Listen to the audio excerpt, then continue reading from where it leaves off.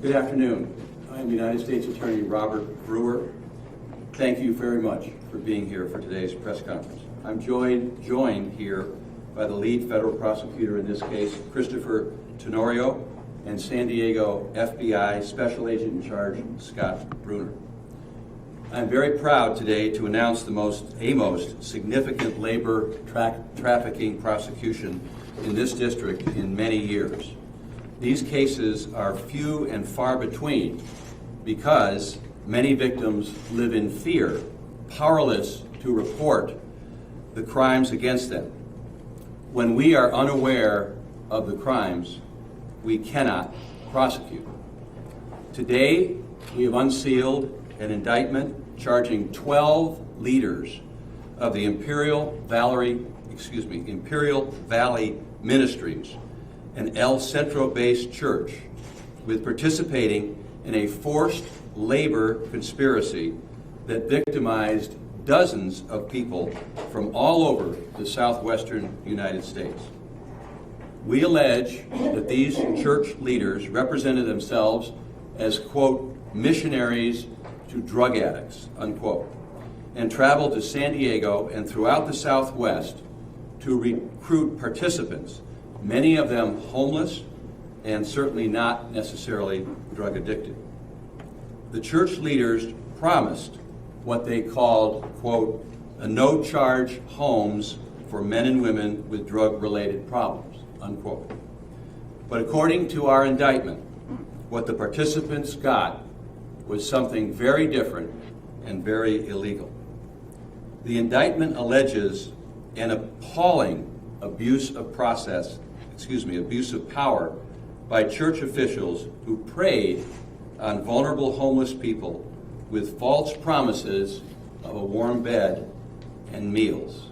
Instead, these victims were held captive, stripped of their humble financial means, stripped of their identification, their freedom, and their dignity. The indictment alleges that church leaders did the following. They locked victims inside group homes. They forced victims to beg for money up to 9 hours a day, 6 days a week, and turn over all the money they received. They've confiscated identification documents such as driver's license, passports, immigration papers, and identification cards in order to prevent the victims from escaping. They stole the victims' welfare benefits, and they required adherence to rules, and if any of the alleged rules were broken, there would be, quote, discipline, unquote. Windows were nailed shut at some group location homes, leading a desperate 17-year-old victim to break a window, escape, and run to neighboring property to call the police.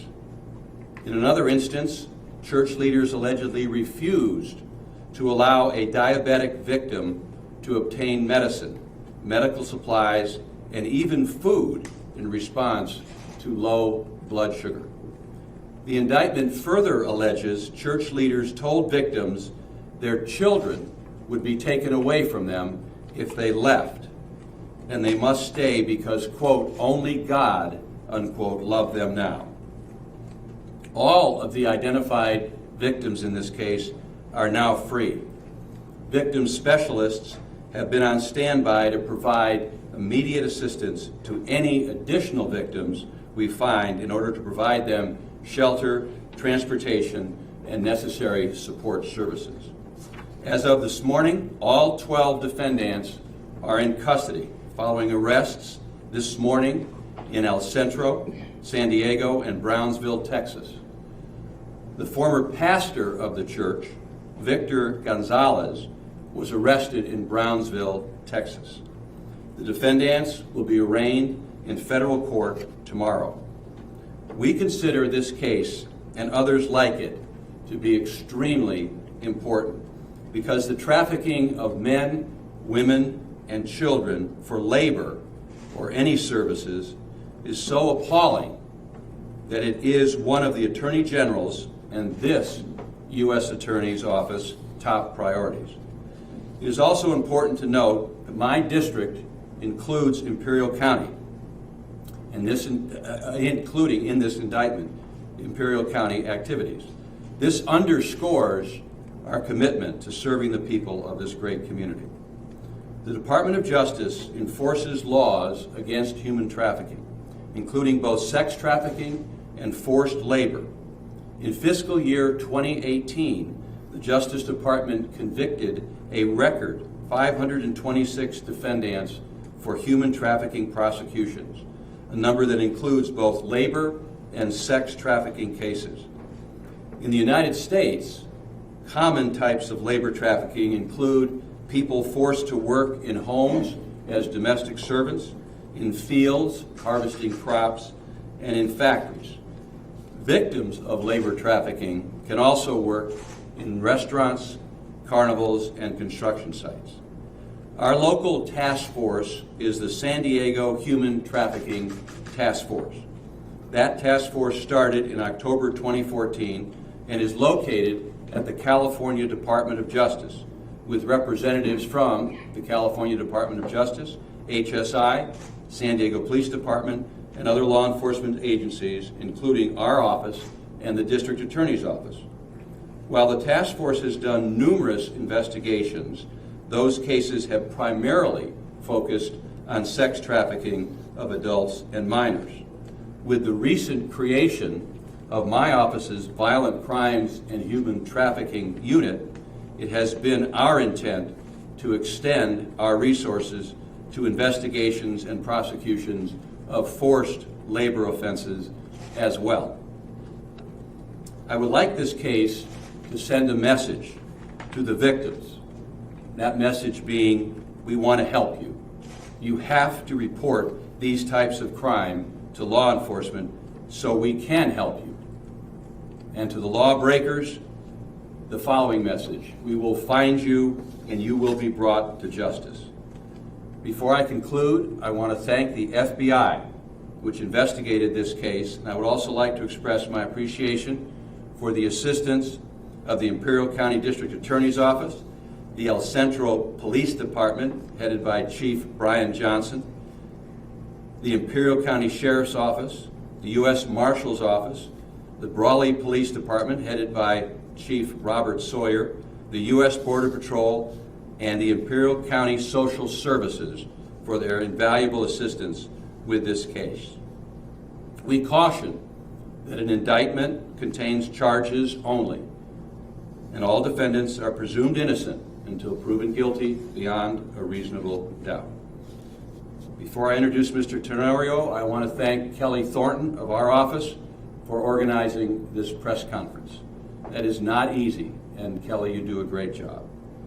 I would now like to introduce Assistant United States Attorney Chris Tenorio, who has vast experience prosecuting human trafficking and civil rights case, and who has done a terrific job on this case. I am very proud of his work. Chris?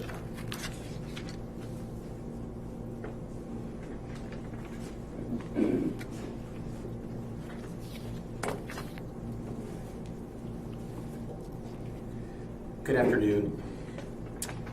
At IBM, we encountered people who were exploited simply because they were down on their luck or simply because they were homeless and needed a place to sleep and eat.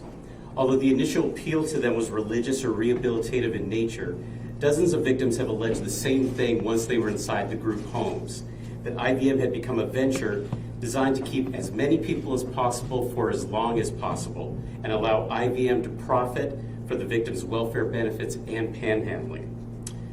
Victims consistently alleged they were isolated, closely watched, and restricted from public contact.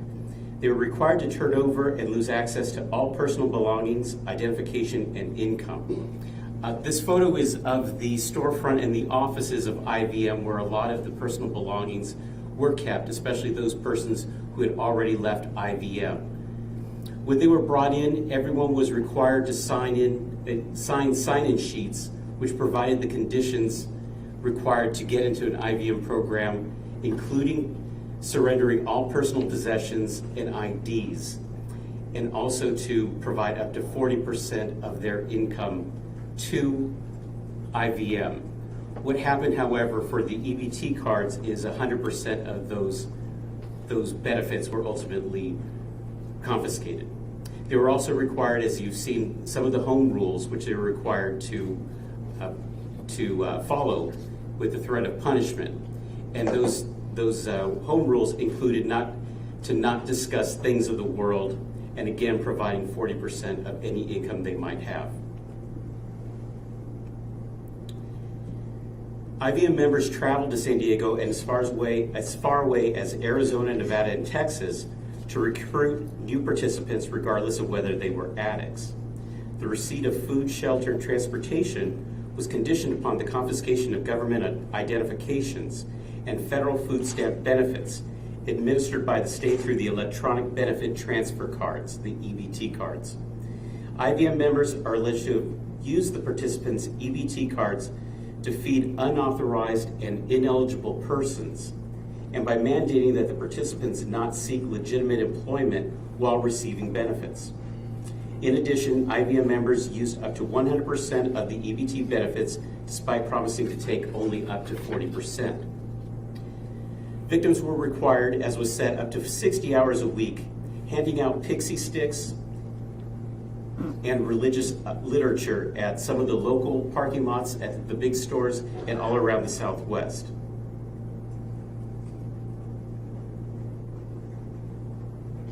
Through psychological coercion, the IVM members allegedly kept the participants in the group homes by threatening and imposing punishment, isolating the participants from friends and family, refusing to let them go anywhere unattended, including medical appointments, and restricting access to personal belongings or transportation home. The main location for the men was the men's ranch located at 2041 Low Road in El Centro, California. This is one of the locations where the windows were nailed shut at one point and the doors locked from the inside, requiring a key to unlock from the inside. The other locations in El Centro included one of the women's homes on Euclid Avenue, 1022 Euclid Avenue. And then again, here's a picture of some of the locks that were from the inside that needed to be unlocked from there, and only the IVM leaders had those keys. We had the location at Hamilton, 463 West Hamilton in El Centro, that also housed women.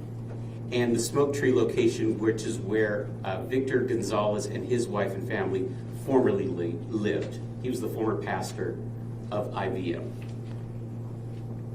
The other sites include 205 Lopez Court in Calexico, and in Chula Vista, a house that they're no longer using but were renting at the time, 517 Jefferson Avenue.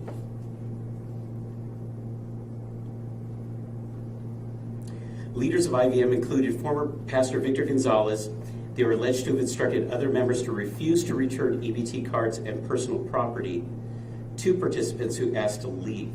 IVM members also allegedly used various means to coerce participants to stay, including saying their children would be taken away and sometimes withholding food. I want to thank also the participation of the FBI, who helped us from the inception of this case. We conferred with the El Centro DA's office and PD at the beginning, and we want to thank them for their help. And with that, I'd like to turn it over to FBI SAC Scott Brunner. Thank you.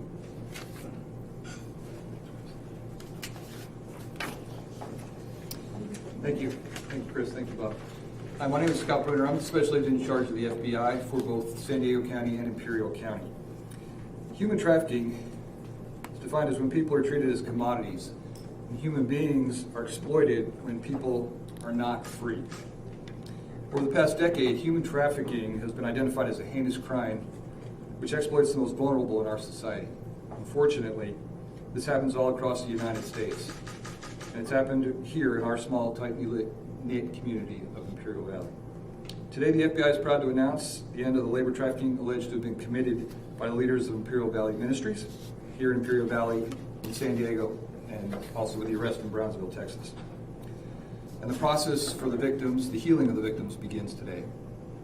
This investigation is an example of the tireless and dedicated work undertaken by the FBI agents and our partners in the El Centro Police Department. and in combating these heinous crimes. Labor trafficking cases pose unique and extremely difficult challenges to law enforcement. Unlike commercial sex trafficking cases, in most circumstances, the underlying labor being conducted is not illegal. Think migrant, agricultural, domestic, restaurant, factory workers, that type of activity. Additionally, victims in labor trafficking cases tend to be isolated from the public or working behind the scenes, making it harder to see and respond to the crime. These factors combine to make the identification of labor trafficking victims and opportunities for interdiction by law enforcement much more difficult than in the commercial sex trafficking investigations. You heard United States Attorney Mr. Brewer and AUSA Tenario outline some of the disturbing evidence uncovered by the FBI in this investigation, as outlined in the indictment. Regarding the oppressive enforced work conditions, the psychological and physical control, and refusal to provide basic and necessary medical attention.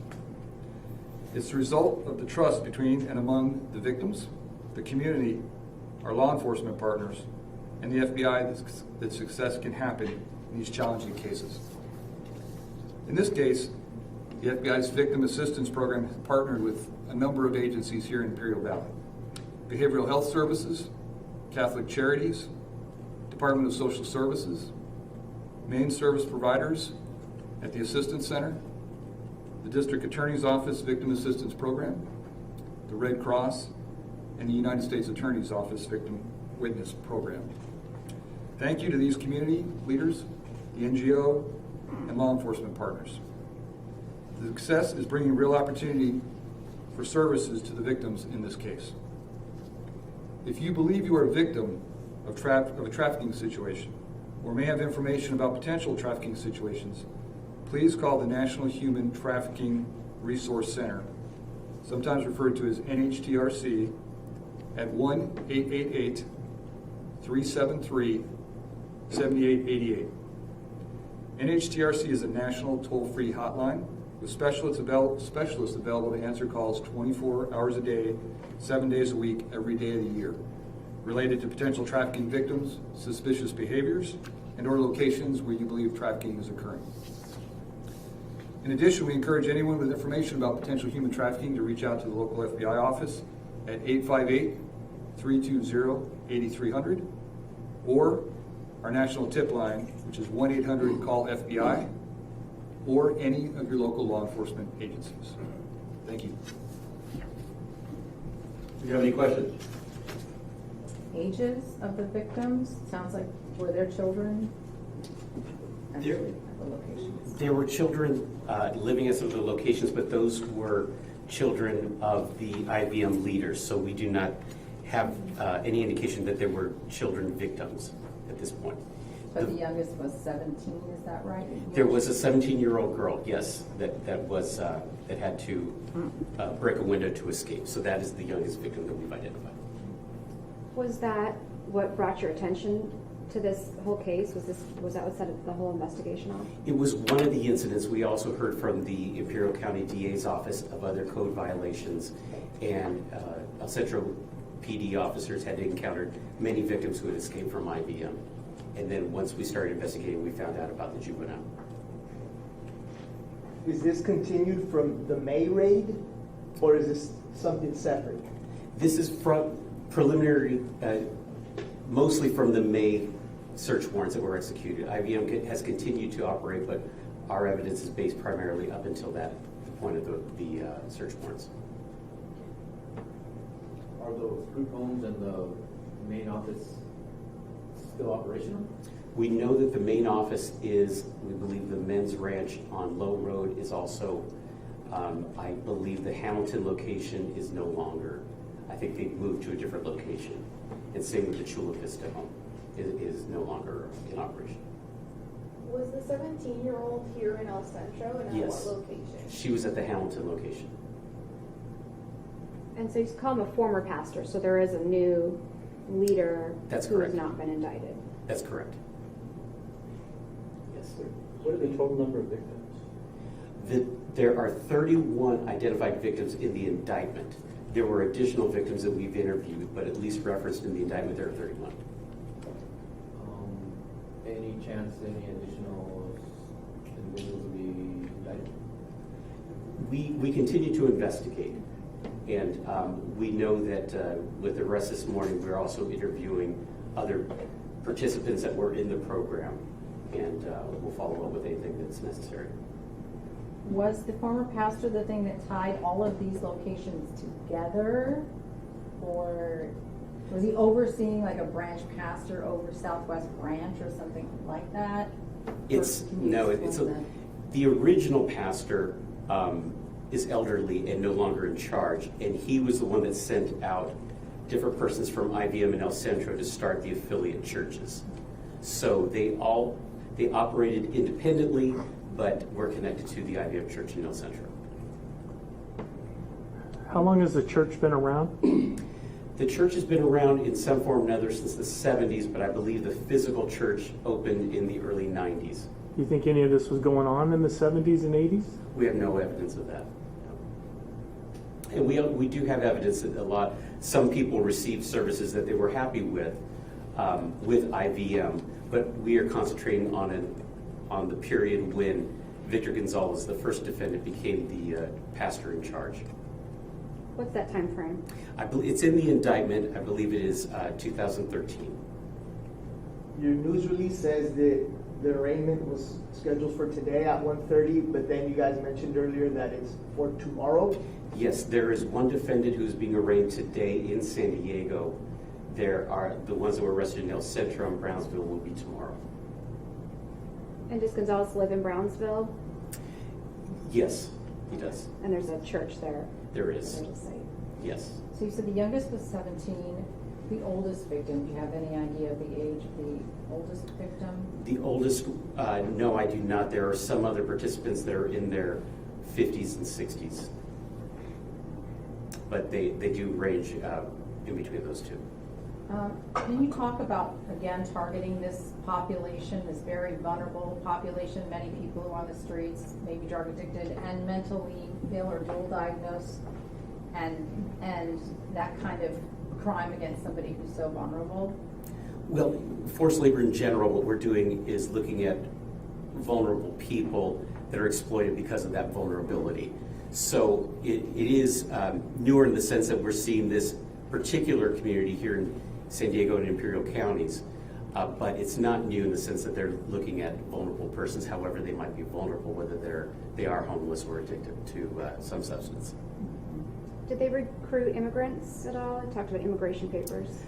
They didn't recruit immigrants specifically that we know of. Their recruiting was within the United States. There's one individual who was here legally. They're alleged to have helped him obtain his naturalization certificate and confiscated it from him in order to compel him to stay. You mentioned 100% of proceeds from DBT being confiscated by the church. Is there a certain amount that would have been lawful for them to use? One of the things that we've alleged is that they violated quite a few of the state-imposed rules for EBT cards.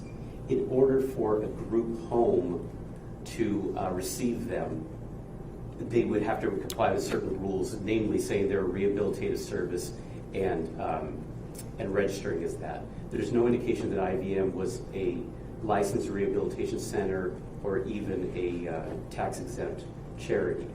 So those were some of the rules that they would have had to comply with, and also reporting whose EBT cards they were pooling, and they did none of the above. Is there a dollar value amount that they've taken? We haven't determined that yet. We have identified quite a few of the cards that were left behind. They number in the hundreds. And individuals who we've identified and have certainly said that they did not give permission to provide more than 40%, and they indeed have lost up to 100%. So we're looking at a case-by-case basis, and we know that a lot of people have since moved on, and if we know that if they report back to us and say that their EBT cards were confiscated too, we'll look at those also. How often do you see a religious organization using their religious moniker to take advantage of citizens like this? You know, this is the first in our district. There have been similar cases prosecuted, I know, out of the District of Utah for the fundamentalist LDS Church, and there was another one in the country for another fundamentalist offshoot of the Nation of Islam. Two very similar cases that we looked at in preparation for this case. You talked about some of the treatment. Was this some of the worst treatment that you saw, keeping people from getting insulin, vital medical care? Is that some of, besides the locking up, were there certain instances that were really egregious as far as punishment? We spoke to quite a few victims, and they all had anecdotal evidence. Sometimes we were able to corroborate, and sometimes we weren't. But generally consistent was the allegation that people were not permitted to go to medical appointments for whatever might ail them, whether it was something that was broken or some other sickness. And that was a consistent complaint. And we also confirmed that with personnel at the El Centro Regional Medical Center. How were they able to coerce these people to come off the streets and join them and take this ride to church? A lot of times it was simply offering food and shelter, and that was enough. There was some of the, in the indictment, you'll see that people were recruited when they were looking for benefits at Father Joe's Village in San Diego, and promised, we have a place for you to stay.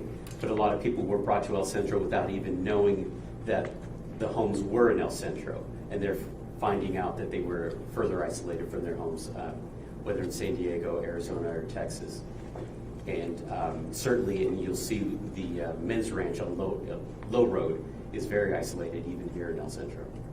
Were any of these properties, did any of them belong to the church, or were they all rented? No, some of them belonged, including the men's ranch on Low Road, the Hamilton location, I believe the Calexico location, the Chula Vista location was rented, and the Euclid location was rented. The location on Smoke Tree is also owned by IVM. That used to be the residence of Victor Gonzalez and his wife and family, but we do not know what that residence is being used for now. Were any of those going to be seized as assets in this, or is it? That's still to be determined. That's not alleged at this point. Are there any chances that there'll be more charges? I mean, for an average person, it sounds almost like it could be a kidnapping type case. I know that's extreme, but they agreed to get advance, but is there a chance that there could be more serious charges? Well, the charges that we have are pretty serious as far as the time that they're looking at and what they allege. But we are continuing to speak to victims and see if there's anything else. Where exactly in Arizona was this spreading to? Like what area? There are affiliate churches in Phoenix and Tucson. And we do know, I don't know the particular areas where the van would go and recruit others or panhandle, but we do know at least those affiliate churches. We do also know there are some of those churches listed in the indictment, but some of them have reportedly broken away from the IVM church in El Centro. What is the time? Oh, here we go. You've got the maximum penalty. Never mind. It's listed here. Up to 20 years, yes, for many of those. And the panhandling, were they having them just sit with cardboard signs, or was it more like donate to our church? Here's wearing our T-shirts, all matching. I mean, what did the panhandling look like? We heard a couple of things. It was mostly with literature from IVM and a big bucket of pixie sticks that they purchased from Smart and Final, and they would each individual would have a certain amount of pixie sticks that they could hand out in exchange for donations, or just to speak and hand out the literature. And they would ask, describe that it would be to help out the group homes. And there were quotas given to most of the panhandlers that they were required to obtain a certain amount in order to get lunch, and they had both daily and weekly quotas that they had to meet. Can you characterize kind of where the most activity was? Was it here in El Centro, San Diego, Brownsville? Where did most activity happen? Most activity was here in El Centro because most of the victims were here at the group homes. But we also heard that they did most of the recruiting from San Diego. All right, thank you all very much for being here. Thank you, Chris. Thank you. Thank you.